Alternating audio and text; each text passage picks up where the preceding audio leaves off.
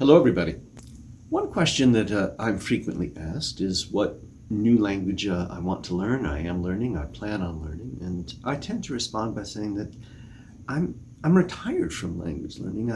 I long ago realized that I'd already bitten off more than I could chew, and I had to spit out a number of languages whose taste I really liked, so that I could concentrate on improving my knowledge of others, of getting them to the level when I could read literature in them, which is always my goal and aspiration. Um, and so, for the most part, I try to refrain from embarking on new projects. But from time to time, like last year when I did Catalan, I spent a month learning Catalan because I inherited a lot of books in Catalan literature from my father, and that's not a language in the Romance branch that I had studied before. And so it was interesting to expand my knowledge of a language family. And so I guess I can make exceptions to trying not to learn languages and learn new languages by going and learning languages in language families. And that would tend to limit me to the Romance language family and the Germanic language family. But there's also, in Europe at least, the Slavic language family. And so I have been contemplating a Polish project recently for a number of reasons that I hope are at least somewhat altruistic. And that is to say that, well, first of all, let me talk about the books that I just put on my lap in place of Merlin when he jumped down. The way I discovered literature when I was a boy was through classics illustrated comic books, which took great works of literature and made comic books of them. And I would read these, and the ones that I liked, I would then go to the library and I would check out the books that they came from. And one of them, I remember, I don't think it was this one, I think it was With Fire and Sword, was by Heinrich Sienkiewicz. And I really loved that. And I really loved this book. And I can remember when I was very young telling myself, yeah, someday I want to read this in the original. So I'm thinking about a Polish project, as this title says, for a number of reasons. For my long-term goals of understanding language families and the relationship between the languages in them. The only language in the Slavic language family that I studied to any degree of depth is Russian. And I told myself at a certain point, when I had been studying a bit of Polish, a bit of Bulgarian, a bit of Czechoslovakian, Serbo-Croatian, that I ought to stop these languages and wait until I got better in Russian, because the better I got in Russian, the more I would have to transfer into those languages. And I truly believe that. If I were like really actively gung-ho learning Russian, I would not think about a Polish project. But I realize as life rolls on and the years go by and the number that I have in front of me grows inevitably less, that that's just not happening. I'm not spending a lot of time improving my Russian so that I can transfer it to other Slavic languages. And if I wanted to learn others or know others for the sake of reading a particular author, and he's not the only one. I have reason to believe, I forget her name, the lady won the Nobel Prize, I think just a couple of years ago, for these fantastic philosophical type novels, long novels, the kind of thing that I like to read. So I would like to read Polish. I would like to be able to pick up a book like this and read Polish. So am I going to get there by improving my Russian first and foremost? No, but what if I use what I know of Russian already to compare and contrast Polish? I think that's an interesting project.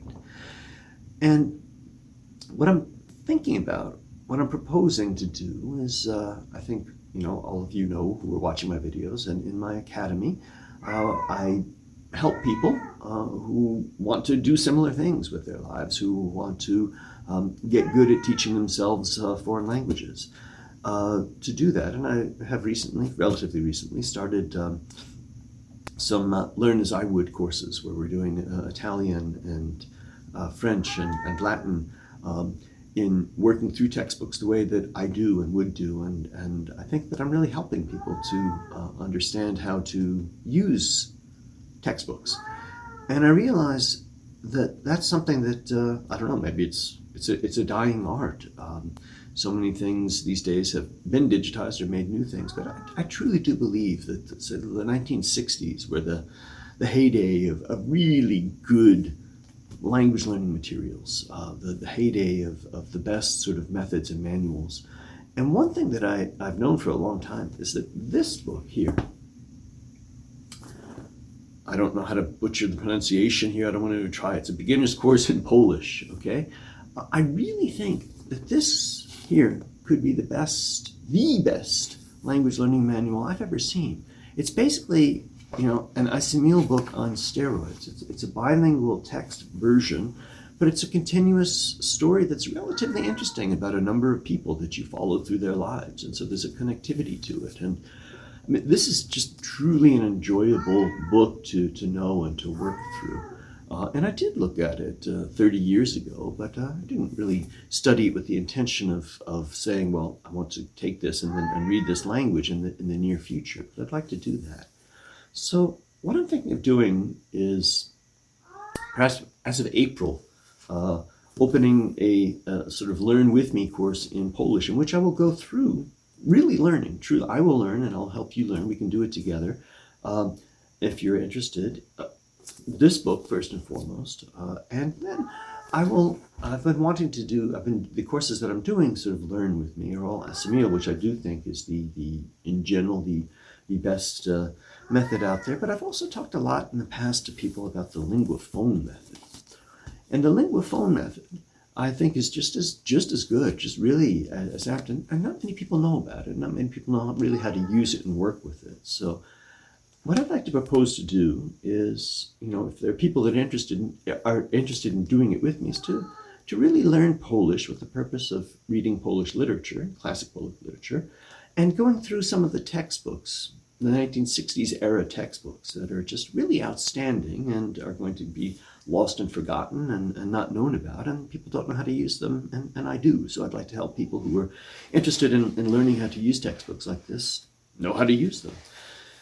So yeah, I would, just for the sake of it, just for the interest of expanding my knowledge of a language family, of the Slavic language family, I would like to go through this again systematically with the purpose of reading Sienkiewicz and other Polish novelists in the original. I'd like to go through the linguaphone method, to teach people how to use a linguaphone method, make people more acquainted with it before these get lost to history. And then beyond that, just continuing studying Cold War Polish, 1960s Polish.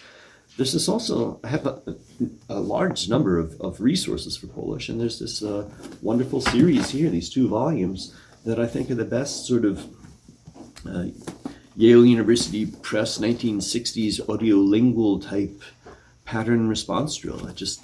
I also know how to use these books, and I would like to show other people how to do that. So I'd like to work through these, and I picked up when I was in Russia, this wonderful Russian guide to learning Polish. And I think that would be fascinating to take, I've got 2 copies of it, to take Russian and Polish side by side and to compare and contrast them. And we'll be working with the Polish text and seeing what the Russian translation is and knowing how that works. So I do think that it would be interesting for various reasons for people who hopefully have some sort of interest in learning Polish already, but if not, to think of the number of resources that are available for a kind of language, and the number of resources that are available temporarily, at least as long as I'm still alive, in one person who has knowledge, who use things, that would like to pass that on to people who